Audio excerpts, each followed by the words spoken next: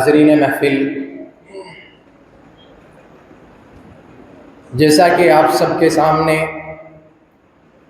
بارہا تقریر و خطابت کی اہمیت اور اس کی افادیت پر گفتگو ہوتی رہی ہے،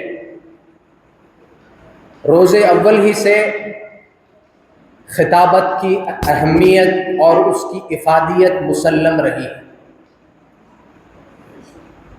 حضرت موسیٰ علیہ السلام کا خدا کے دربار میں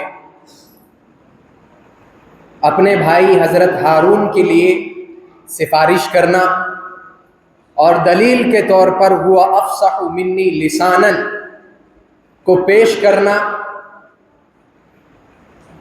اس کی سب سے بڑی دلیل ہے کہ خطابت کی اہمیت بہت ہے۔ حضرت جعفر طیار رضی اللہ تعالی عنہ کا واقعہ آپ نے پڑھا ہے۔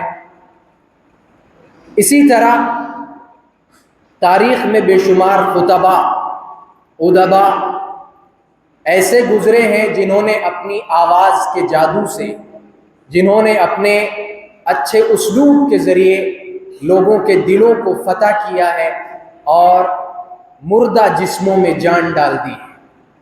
خطابت وجد میں آئے تو پھر ہتھیار بن جائے، خطابت وجد میں آئے تو پھر ہتھیار بن جائے، کبھی نیزہ، کبھی خنجر، کبھی تلوار بن جائے۔ خطابت کی گلفشانی مسلم ہے زمانے میں، خطابت کی گلفشانی مسلم ہے زمانے میں، یہ نجاشی کے آگے جعفر طیار بن جائے۔